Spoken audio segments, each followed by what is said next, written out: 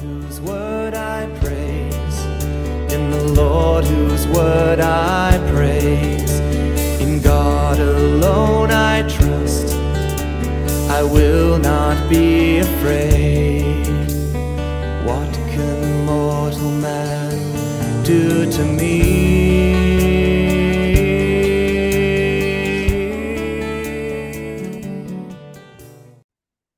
And hello, everyone, and welcome back to Preterist Apologetics.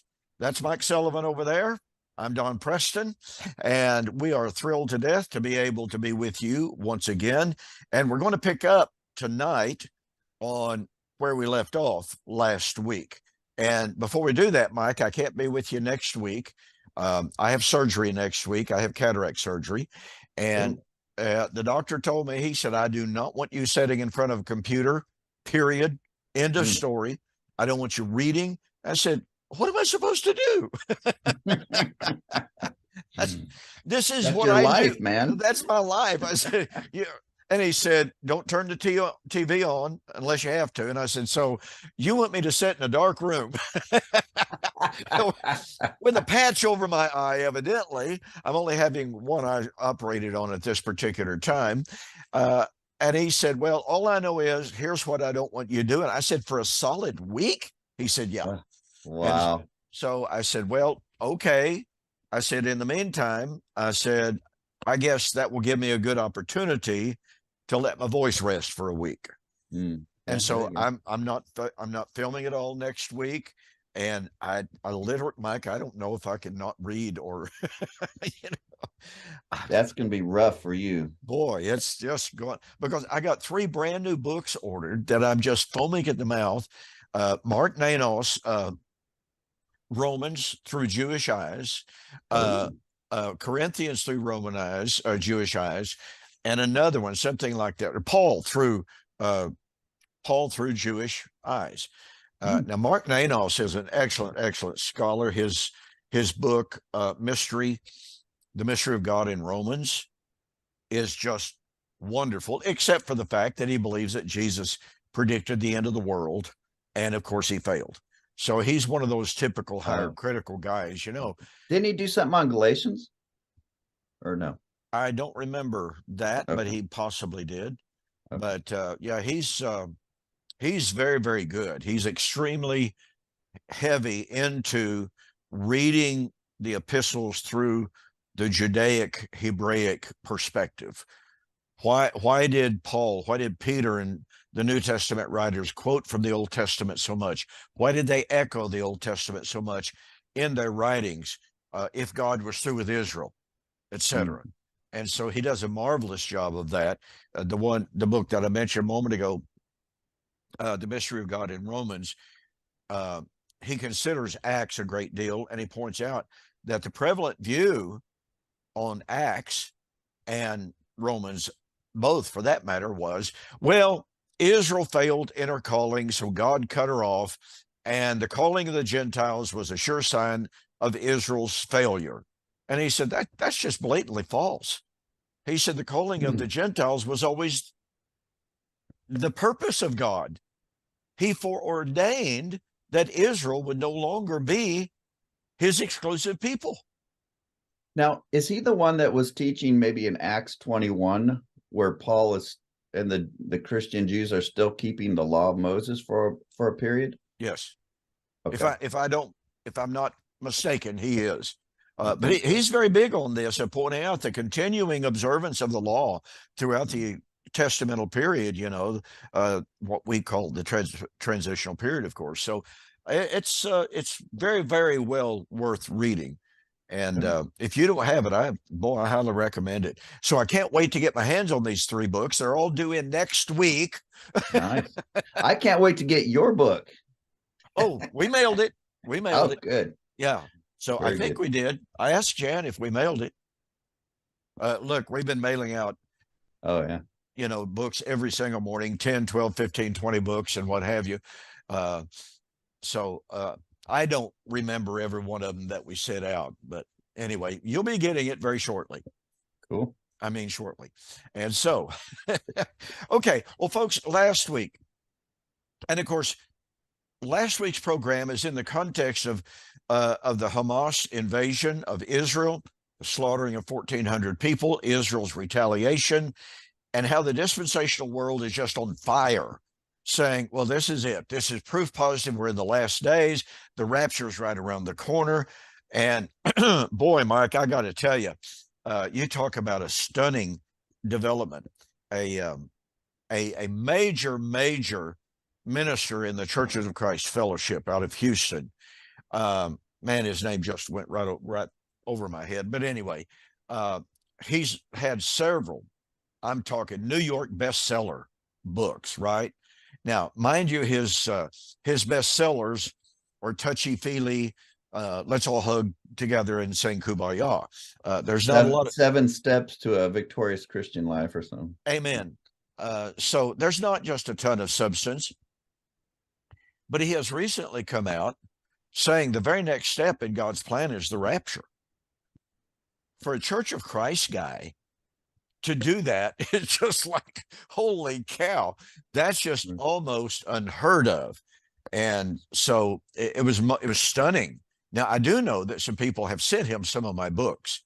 Obviously, he has not read them or doesn't care or what have you.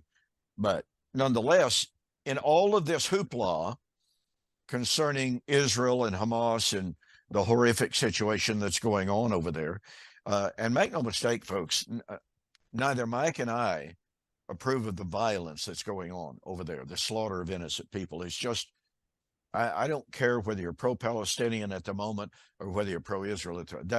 I'm just set all that aside.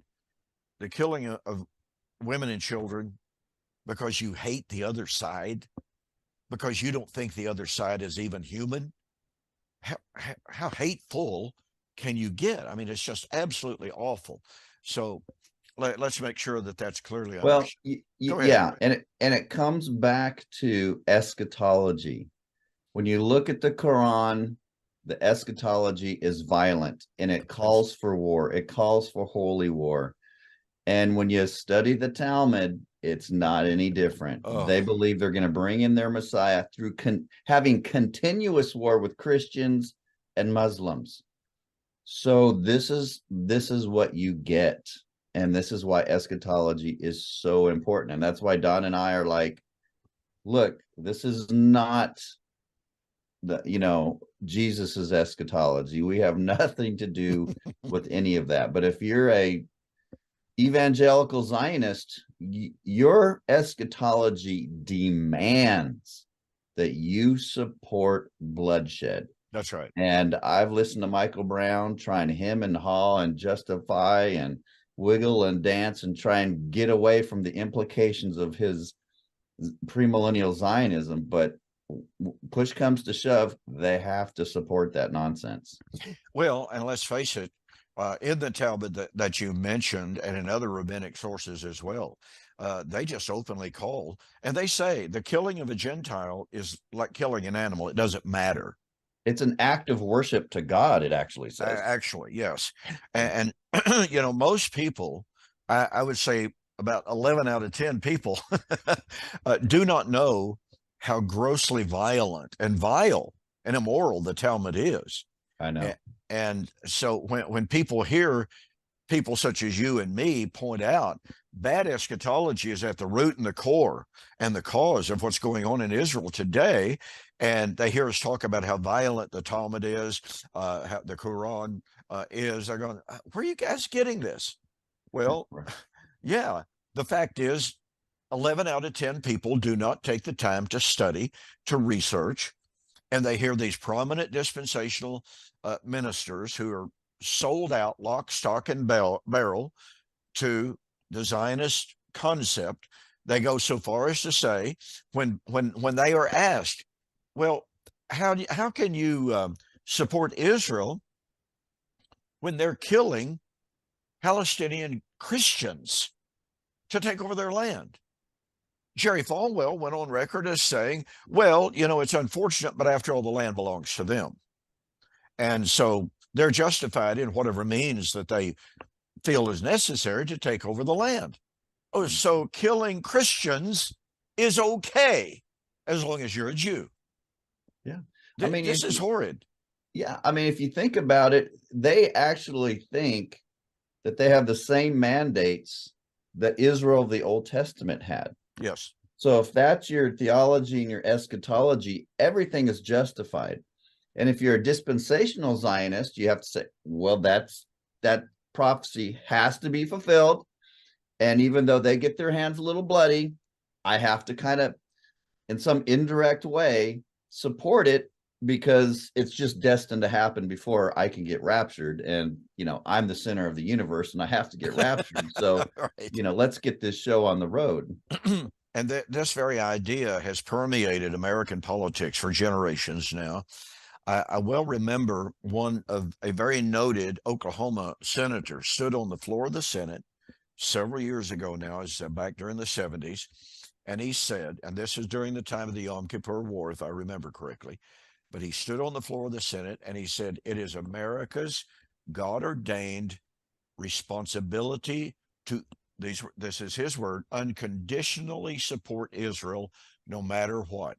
That land belongs to them. They are God's chosen people. We must support them no matter what. And I just, you almost want to cringe. You want to roll up into the fetal position, or you want to stand up and shout, let me talk for a while.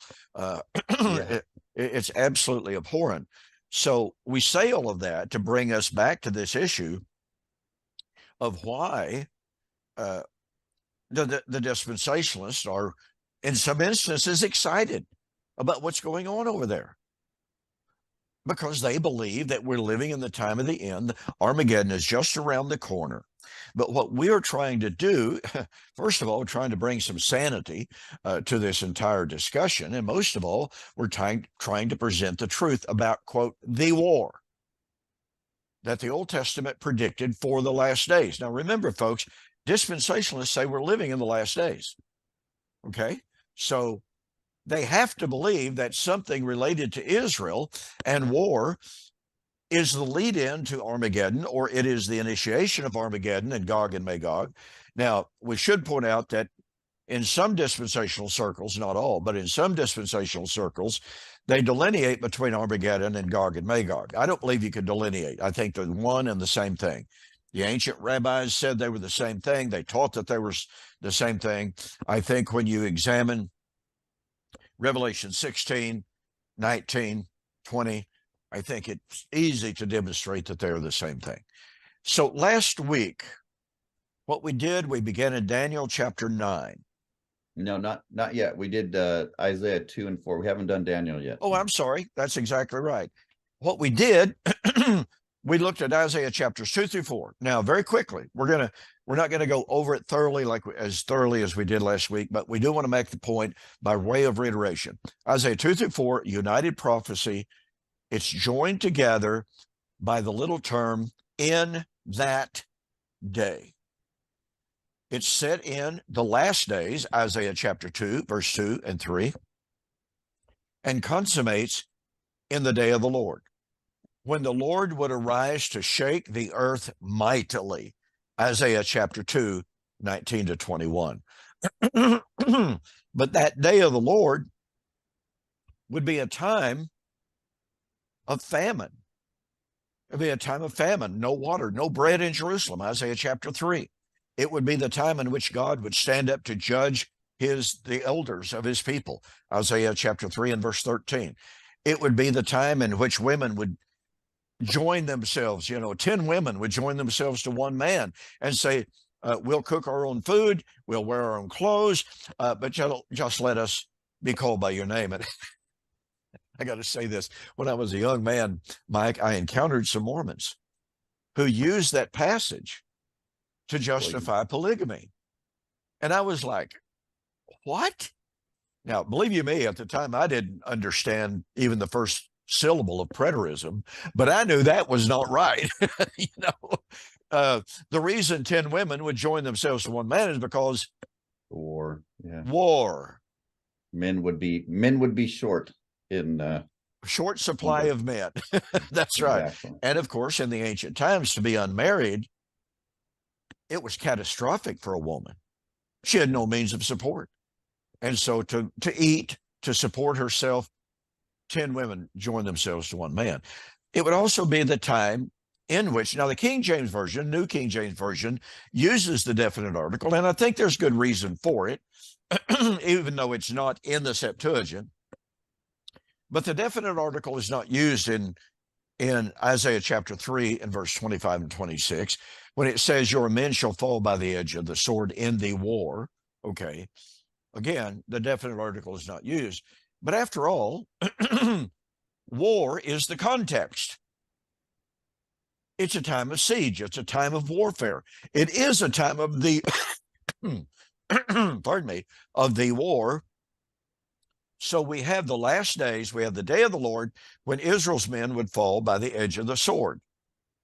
We have Jesus in Luke chapter 20, verse 21, verse 24, directly echoing Isaiah chapter 2, 19 and 21, and 3, 25 and 26, saying, in his prediction of the fall of Jerusalem in AD 70, what's amazing is even dispensationalists agree with that. So here's Jesus echoing Isaiah chapter 3, verse 25. Your men shall fall by the edge of the sword. Luke 21, 24, AD 70. Your men shall fall by the edge of the sword. Here is Jesus' interpretation of the last days war. Really, honestly, that's enough to prove the entire point that we're not living in the last days. The last days were in the first century in the war against the AD 70 judgment on Jerusalem. I mean, now, that's Jesus' application. Go ahead. Now, before I'd asked you, in that day, is that referring to the last day? But I guess what I meant to say is the day of the Lord. Would the specific day of the Lord be the last day of the last days? Because, I mean, that seems to have a little bit more nuance to it, a little bit more definitiveness, if that's a word, to it than, that generic in that day, which could cover the already and not yet. But well, and I think it's a very good question. It's like I told you, I've pondered on it a great deal. I have not come up with a hard, fast definition. I think what you're saying has a certain degree of validity to it, that it's the very climatic day of the last days. It's the last day, so to speak, that John uses throughout his gospel, that Jesus, or that Daniel referred to in Daniel chapter 12, that in Daniel chapter 12 and verse 13, Daniel said, go your way. You shall sleep with your fathers. And at the end of the days, well, that's the last day, because 1,290 days, 1,335 days is the total countdown until the time of the resurrection. And here's Daniel being told he's going to rest until the end of the days. Let me read to you what Carson and Beale say. Now, remember, I wrote to you a while back saying, hey, look, Beale and Carson don't only say that the Old Testament echo to 2 Thessalonians 1, 5 through 10 is Isaiah 2, but they also say 1 Thessalonians 4:16 is also an echo of Isaiah 2. They say, the main clause of 1 Thessalonians 4:16, because the Lord himself will come down from heaven, unquote, recalls prophetic literature of the Old Testament that envisions the day of the Lord, when God will come to judge the wicked and save the righteous. And he cites Isaiah 2, 10 through 12. So, and everybody, of course, takes that passage as the last day. Oh, absolutely. So it's interesting that they make, we were talking about, why don't these guys, these partial preterists, go to the Old Testament passages that these New Testament authors are referring to? And this is why, because they link these same Old Testament passages that some of them say are referring to AD 70 with other passages that they say are the end of world history. And it gets them in all kinds of gymnastical. Well, one explanation that I have been given, and honest to goodness, this was given to me in all earnestness. Now, I say in all earnestness, it was given to me in the midst of of written dialogue with a couple of different people on my YouTube channel when I pointed out how the New Testament writers were appealing to these Old Testament prophecies of the last days, how Paul in Romans 9 through 11 particularly draws upon so many Old Testament prophecies, for crying out loud. Isaiah 27, Isaiah 59, Psalm 69, Psalms 110. I mean, you just go on and on and on about the passages that Paul quotes, all of which, by the way, all of which are passages that foretold judgment on Israel in the last days for shedding innocent blood. You know? Yes. And so when I pointed that context out, they said, well, you have to understand that the New Testament writers lifted those quotes out of their context and used them for their purposes. So I said, in other words, you're accusing the New Testament writers literally of cherry picking, of proof texting. And of course, this is exactly what Steve Gregg does in his book, Why Not Full Preterism. He admits that in 1 Corinthians chapter 15, verse 55 and 56, then shall be brought to pass the saying, death is swallowed up in victory. Yeah, that's Isaiah chapter 25, verse 8. Now, here's the remarkable thing about my friend's admission. Admitting that Paul is quoting from Isaiah 25, 8. Steve Gregg admits that Isaiah 25, 1 to 7 predicted the first century events consummating in AD 70. Wow. Yeah. Wow. But verse 8, these are his terms, is a parenthetical, independent prophecy unrelated to the context. Says him, huh? Says him. Mm-hmm. And he even says, rather boldly in my estimation, a solid or a good case can be made that it is a parenthetical, independent prophecy inserted into the context. He never offered that good argument. You know, he just simply said a good case can be made. Mm-hmm. Well, if you're going to say a good case can be made, please give it. Make that case. So these are the extents to which futurists will often go when they're cornered with the reality that the New Testament writers are quoting from these Old Testament texts.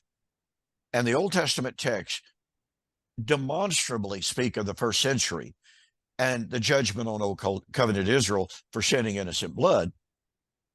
All of a sudden, first of all, we're the ones accused of heresy and abusing Scripture. But then they just tell us, no, the New Testament writers are cherry picking. The New Testament writers, as Michael Brown said in one of my debates with him, the New Testament writers got it wrong. They misapplied those Old Testament prophecies. I mean, this is stunning stuff. And as I like to say, I like to use my little Latin term, this is argumentum ad desperatum. If you don't have an exegetical argument to make, then make something up. Yeah. Well, real quick, because we didn't hit this last week, and I kind of found it profound as I was reading Isaiah 2 through 5, is the second Exodus motif, especially after saying what I said about 1 Thessalonians 4, verse 5 of chapter 4. Then the Lord will create over the whole side of Mount Zion and over her assemblies a cloud by day and a smoke and a shining of a fiery fire by night. For over all the glory there will be a canopy. There will be a booth for shade by day from the heat and for a refuge and a shelter from the storm and rain. So we have a few eschatological themes here. We have the second Exodus motif. Mm-hmm. We have, I believe, the marriage motif. Yes. This Hebrew word for canopy is what the Jews would use to, when they would have a wedding. It's the sukkah. The sukkah. And Exodus 19 through 24 is understood to be the marriage when God made a covenant and married Old Covenant Israel. And, your book here, I was thinking, we shall meet the Lord in the air, and the subtitle, the wedding of the King of Kings, tying 1 Thessalonians 4 in this with a cloud and the second Exodus. Now, there's no trumpet mentioned here, but we know Isaiah 27, 12 to 13 mentions that trumpet. Mm-hmm. But remember, at the first Exodus, there was the trumpet, there was the gathering at Mount Sinai, and we had the cloud, and we had Moses ascending into the glory cloud. And so it just brings images of Hebrews 12, coming to Mount Zion. You had mentioned Isaiah 25, the marriage is at the top of Mount Zion. And 1 Thessalonians 4 and 5, the Feast of Tabernacles, the living and the dead come together in God's presence to be with him forever, to dwell with him forever. So I just thought, since Beale and Carson are connecting 1 Thessalonians 4:16 with Isaiah 2, the same coming of the Lord as 2 Thessalonians 1:5-9, I just thought we might just gonna touch on that real quick. Well, I think you've already done a great job of it. Okay, cool. Yeah. All of these motifs, like you said, they're just cram-packed. I believe it's John Watt in his Word Biblical Commentary on Isaiah brings out the second Exodus motif there. If I'm not, I think it's John Watt in that particular commentary. Pretty sure it is. But numerous commentators have seen that connection of the second Exodus, that language that is used there and the promise. They've also seen the wedding motif. I believe it's Tom Holland in his divine marriage, Romans, the divine marriage, makes a connection with Isaiah, if I'm not mistaken. And so some scholars have definitely seen, none of which, by the way, ladies and gentlemen, none of which are preterists. Okay? Preterists have not made this up. Right. This is from the world of scholarship of men who are intimately familiar with these motifs, with these concepts. And what Mike and I and other preterists are doing is say, you're exactly right. We amen this. Now let's just carry that forward and let's be consistent with it. Since this is what the New Testament writers are drawing on, and of course, one of the great tragedies is, and this is the environment that I was raised in, pardon me, as a fifth generation member of the Churches of Christ. In the Church of Christ, one of the foundational doctrines is God was through with Israel at the cross. God was through with the old law at the cross. And to refer to Steve Gregg again, once again, in his book, Why Not Full Preterism, he says Don Preston makes too much of a case about the importance of the feast days and about Israel being the keynote of eschatology. He said Israel had her time, and her time was like, just a little bitty sliver of time out of the whole flow of history. But God finished his promises to Israel.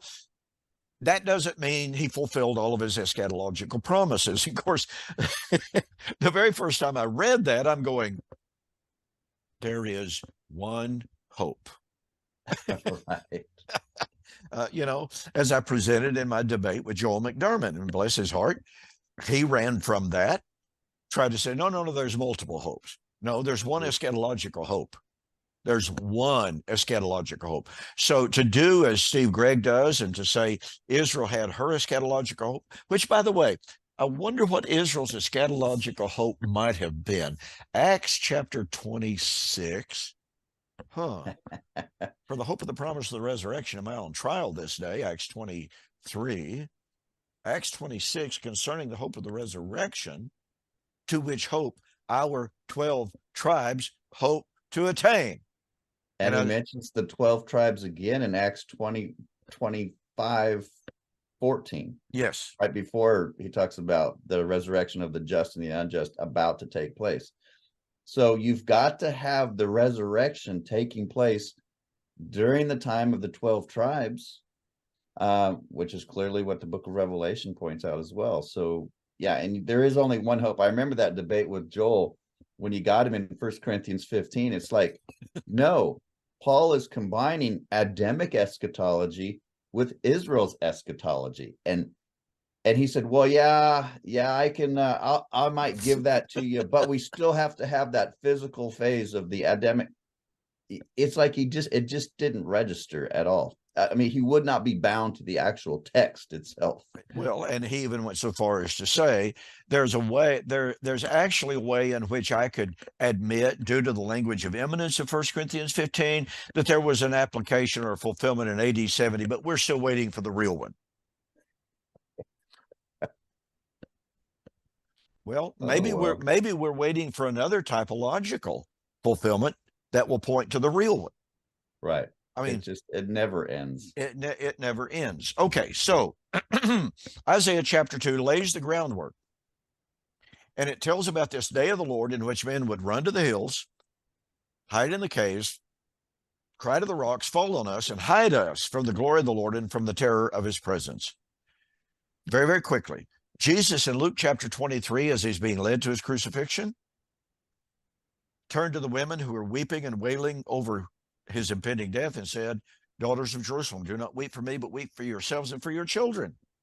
If they do these things in a green tree, what will they do in a dry?" In other words, if they're going to do this kind of thing, when there's peace and prosperity and what have you, what are they going to do when hard times come? Yeah. He knew what was coming. But he said the time is coming in which they will cry to the rocks, fall on us. As I pointed out last week, that's a conflation of Isaiah chapter 2 and Hosea 10, verse 8, which is the direct parallel with Isaiah chapter 2. So someone texted me or sent me a blog post and said, "Don, where do you see Jesus citing Isaiah in Luke chapter 23? Well, it's actually a conflation of Isaiah 2 and Hosea chapter 10. So I want to make that straight. So my point is, here is Jesus in a passage, as we noted last week, that scholars agree he was talking about the coming destruction. 2 Thessalonians chapter 1, Paul quotes from the same identical verses that Jesus applied to AD 70 in his prediction, prophecy, and promise to the Thessalonians that they were going to get relief from their then ongoing persecution when the Lord Jesus is revealed from heaven in flaming fire, taking vengeance on those that do not know God, that do not obey his gospel. These shall be punished with everlasting destruction from the presence of the Lord and the glory of his presence. A direct citation from Isaiah chapter 2. Mike, we posed the hermeneutical question last week. Upon what authority can we say, okay, yes, Jesus quoted from Isaiah chapter 2, verse 9 and 10, 19 to 21, part A. Paul quoted from the same identical verses in 2 Thessalonians chapter 1. Oh, but we know, of course, that Paul's talking about something totally different from what Jesus applied it to. Where's the hermeneutic here? Let me, on that note, and of course, I pointed out, and as well, that Keith Matheson does take 2 Thessalonians 1 as AD 70. And he appeals to the contemporary situation. They're being persecuted. They would receive relief. Now, that's a very refreshing admission. And of course, as you know as well, in Gentry's Before Jerusalem Fell, I was going through this because I'm doing a thing on the dating and Revelation. He says he's talking about the life situation, all right, of those being persecuted in the book of Revelation. He says, "How long, O Lord," talking about the martyrs, Revelation 6:10. He said, "Walvoord's view that when Jesus eventually comes, he will come with great rapidity would have offered no consolation to these persecuted saints. To interpret this passage to mean that some 2,000 or 3,000 years in the future, Jesus will come with great rapidity would be a mockery of their historical circumstances. Surely this is the hinge and staple of the book. When the advent of Jesus is hailed as a relief, it is no consolation to say that the relief will come suddenly, thousands of years later." And it's just like Gentry abandons this basic hermeneutical principle when we get to 2 Thessalonians 1. Not only does he ignore the Old Testament references that Paul is drawing on, he's not doing any exegesis. And that's what just really frustrates me. Well, it frustrates and frustrates all of us who have appreciated Gentry for so very long and for all of the good that he's done in so many different ways. And yet, like you said, you see him practicing wonderful hermeneutical consistency when it comes to Revelation, the dating of Revelation, even the message of and application of Revelation, and then 100% totally abandoning it when he comes to 2 Thessalonians chapter 1. It's literally stunning how inconsistent he, not just he, but others as well, because Matheson does the same thing when he comes to other passages. And you can take his hermeneutical in 2 Thessalonians chapter 1, and you can apply it realistically in 1 Thessalonians chapter 4. Come up with the identical application of AD 70, but of course he refuses to do that. Yeah, I think Gentry sees maybe the train coming that Matheson didn't, and that is, and at the end of this video, folks, we're going to try and tie all this together. We got to hurry. Second Thessalonians, I'll give a little spoiler alert. The coming of Christ in fire and judgment to give relief to the Thessalonians and give wrath and trouble to the Jewish persecutors. That coming in fire is the end of the millennium, second coming that devours the enemies of Gog and Magog or Armageddon.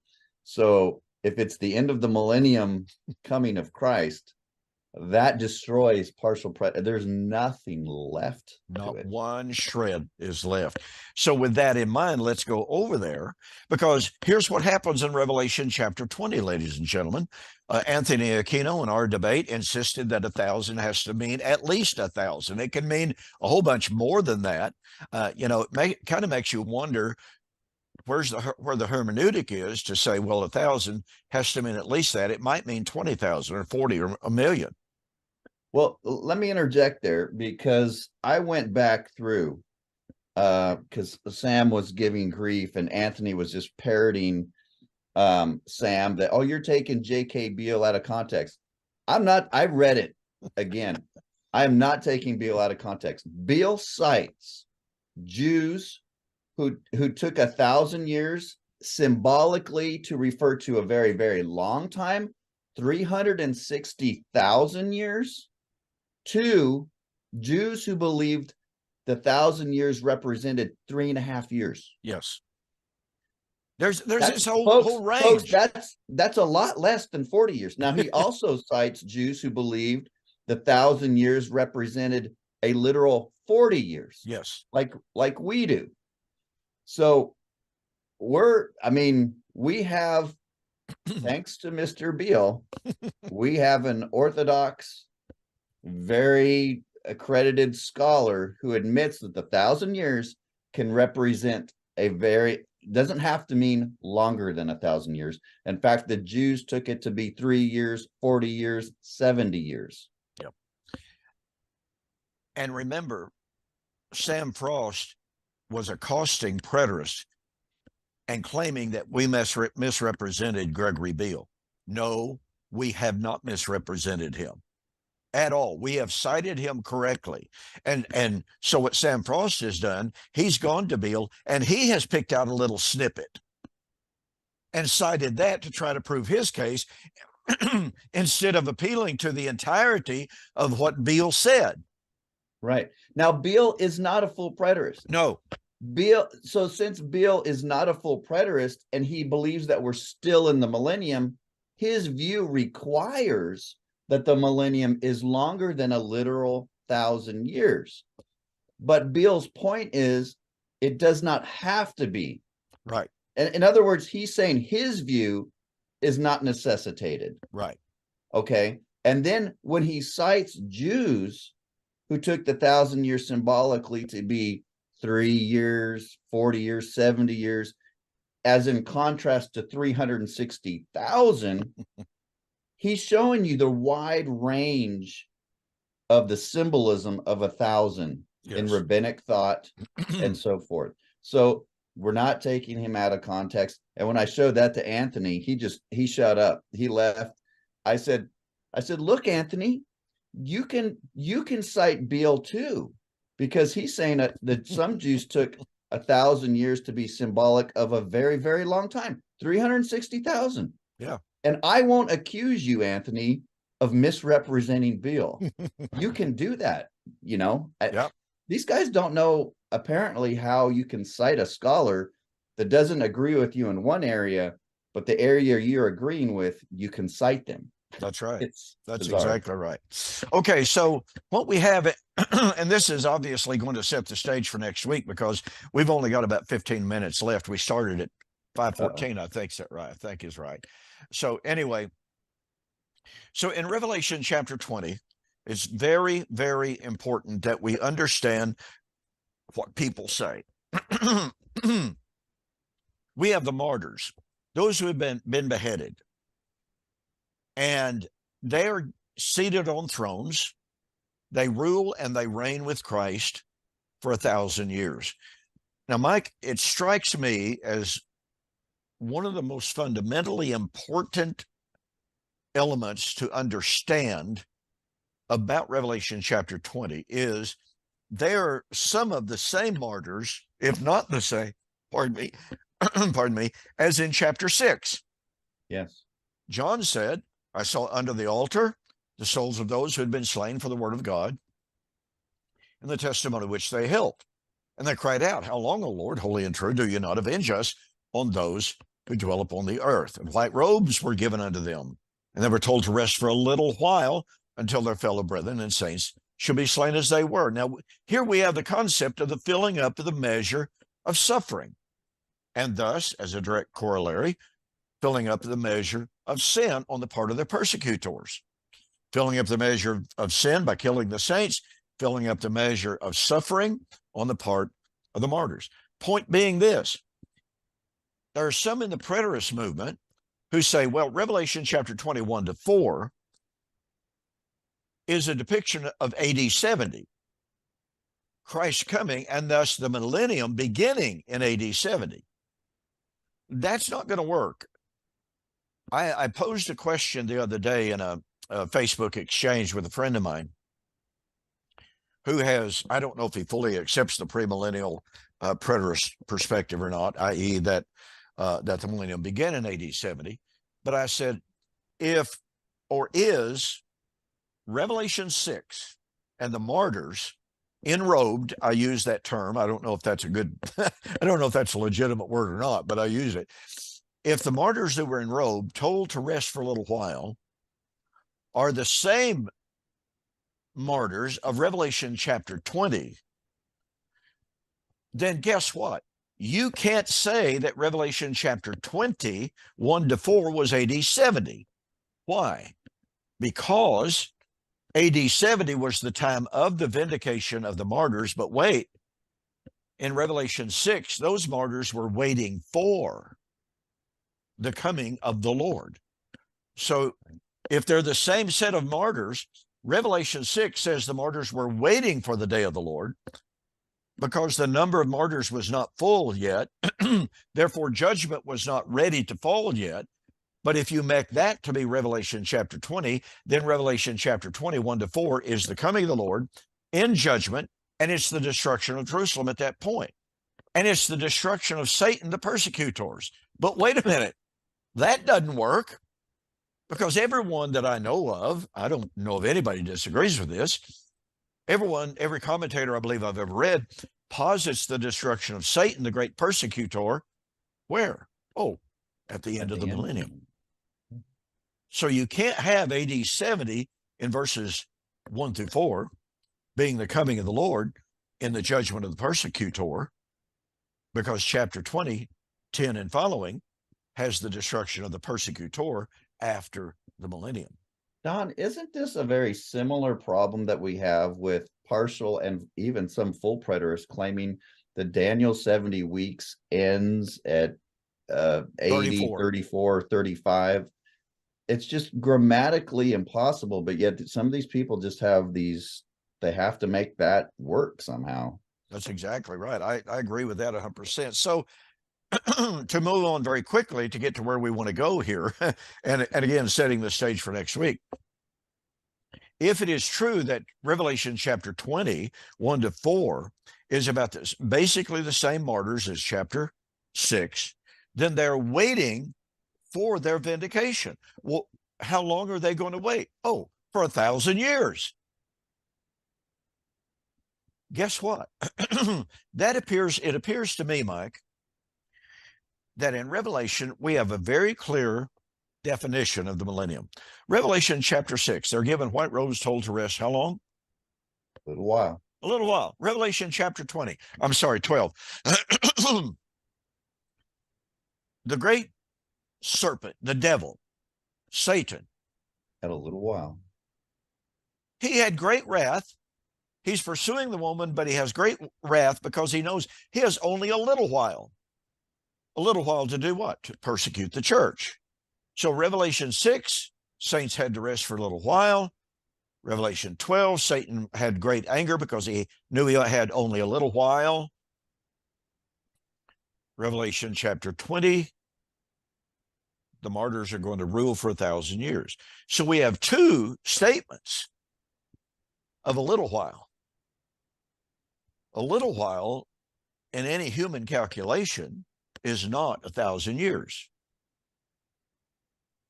So obviously, men like Anthony Aquino would say, see, 1,000 years defines the little while. No, a twofold use of a little while defines 1,000 years and eliminates it as being a long time. And I would note that the martyrs don't just represent people that have literally been beheaded. I would agree with Beale that the martyr theme also includes the persecution of the church. So that's why I would kind of, see it going back to AD 30 to, to 67 or so. Let's be clear. My personal view is that the martyrs under the altar and the martyrs in Revelation 20 include the Old Covenant prophets. Because after all, Revelation chapter 16, verse 6 depicts the righteousness, the justice of God in judging Babylon. Why? Because she has slain the prophets. Yeah. Those are Old Covenant prophets. So while some of the premillennial preterists, for instance, they try to restrict the martyrs in Revelation chapter 21-4 as the martyrs strictly under Nero. Well, that doesn't work. That doesn't work at all. You have to create a completely sharp dichotomy between the martyrs of Revelation chapter 6 and the martyrs of Revelation chapter 20 in order to say, well, okay, you got martyrs in chapter 6, but they're different from these Neronian martyrs. Where do we get that idea? Both of them are slain for their faith.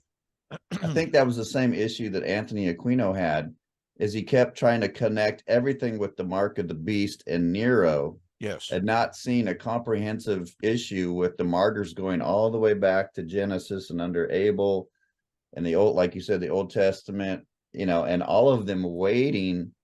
He on top of that error, he didn't see the recapitulation. Oh, that's a fundamental error of his situation. And by the way, some of the premillennial preterists are making the same identical error because in this discussion that I had with my friend the other day, I said, okay, are the martyrs of Revelation 20 the same martyrs of chapter 6? He said, no. In the premillennial preterist circles that I see, they would say that chapter 6 is earlier and a different time. That's a massive problem. That is okay, if you're going to take that position, then what do you have to do? Well, in chapter 20, at the destruction of Satan, and thus the vindication of those in chapter 20, verse 1-4, you have the destruction of heaven and earth. Well, in chapter 6, in the vindication of those martyrs at the great day of God's wrath, you have the destruction of heaven and earth. In chapter 16, at the day of the Lord, Armageddon, by the way, in the vindication of the martyrs, you have the destruction of heaven and earth. So for those who want to take Revelation chapter 20 as a later time than Revelation chapter 6, you're going to have 3 different times of the destruction of heaven and earth in the book of Revelation. Yeah, and that's what they're forced to do. They completely abandon the hermeneutical principle of recapitulation once they get to those 10 verses in Revelation 25-15. It just goes completely out the window. It's an island unto itself. Yeah. because they realize that that's their great last stand. And let's bring this home on the war, shall we? Mm-hmm. Revelation chapter 6. Revelation chapter 6 does not specifically mention the war, but here's what it does do, ladies and gentlemen. In response to the prayer of the martyrs under the altar, what do we find? We find the great and awesome day of the Lord, the great day of God's wrath, when, Wow, yes. yeah, great day of God's wrath, Greek word orge, and that runs throughout Isaiah, but nonetheless, the great day of God's wrath for the vindication of the martyrs, that's chapter 16. So here we go again. Do we acknowledge recapitulation between chapter 6 and 16? If so, then we have two great days of God's wrath to vindicate the martyrs. That's problematic, okay? And, okay, are you going to say that Revelation chapter 16 is the vindication of the prophets only versus who knows who in Revelation chapter 6, some generic base group of martyrs? No, that's not going to work. And once again, you got destruction of heaven and earth in Revelation 6 and Revelation chapter 16. So, I mean, unless we're willing to create this unbelievable unfolding narrative of destruction of heaven and earth here, and a few years later, destruction of heaven and earth, and then, oh, by the way, in chapter 19, another reference to the war. And by the way, to go back, Revelation chapter 6 doesn't mention the war, but it's the great day of God's wrath, which in Revelation 16 is the time of the war. And let me point this out in verse 14.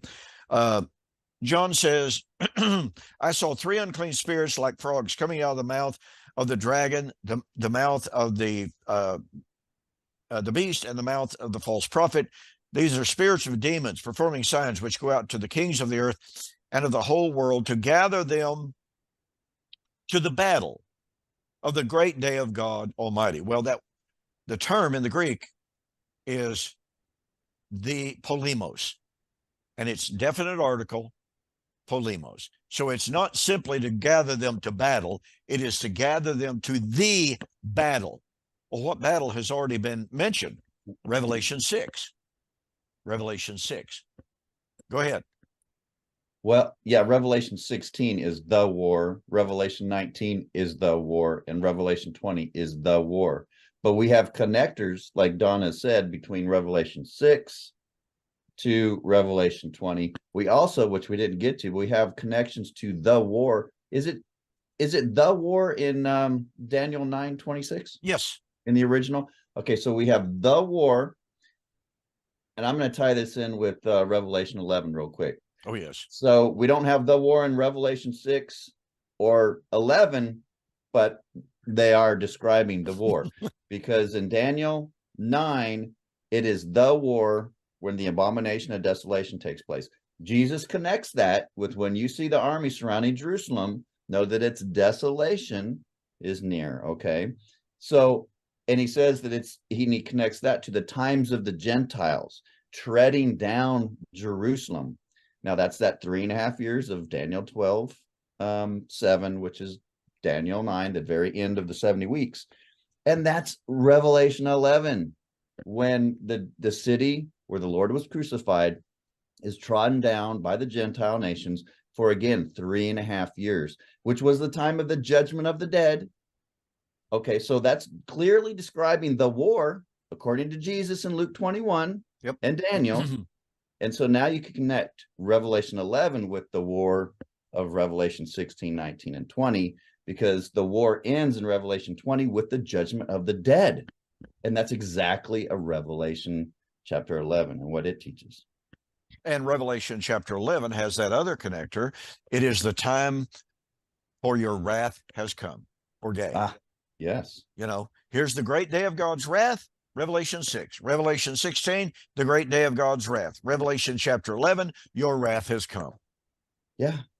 You know? I mean, why would you want to butcher? I mean, especially when they all admit that it's recapitulation, and then their theology makes it, well, maybe not here. Yeah. Well, I mean, it gets back to that. You know, Mike, you and I both know how difficult it is to readily surrender traditions. It can be traumatic. It was for me. I know it was for you. Everybody that I know of. Well, I'll take that back. We're almost out of time. I'll share this, and then we'll have to close.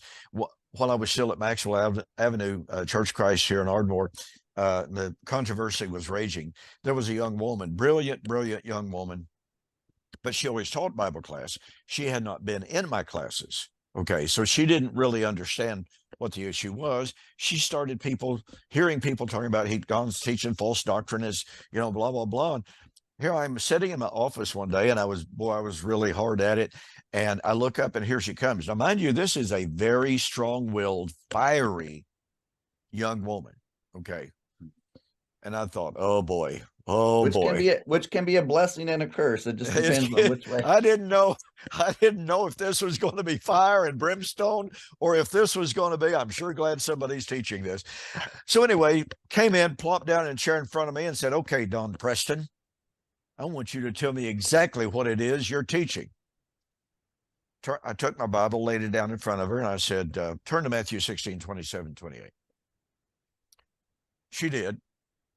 And she started reading it silently. I said, no. Read it out loud. She read it, and she looked up, and she said, okay. What?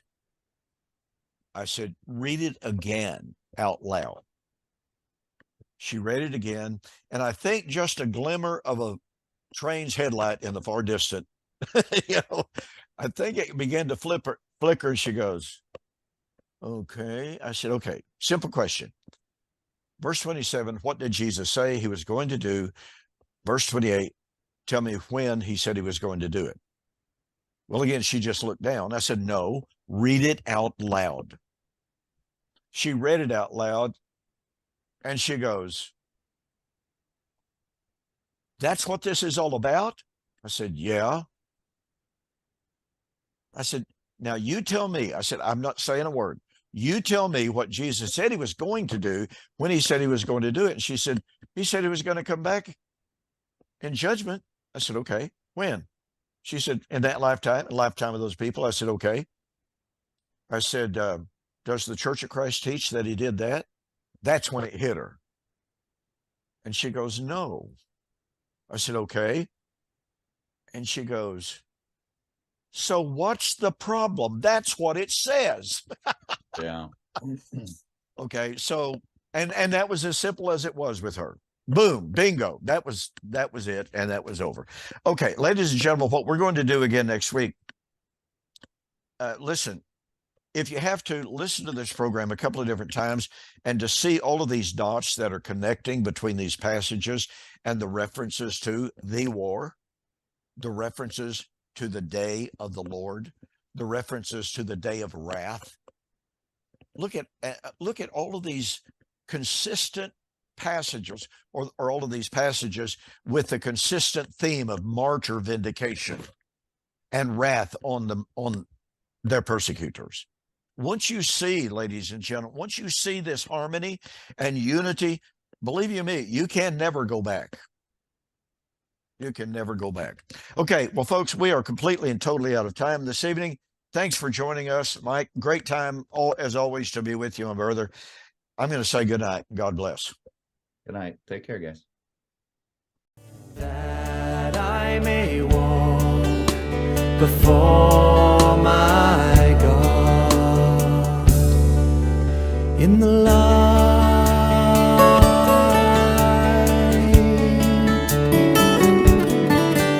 in the light,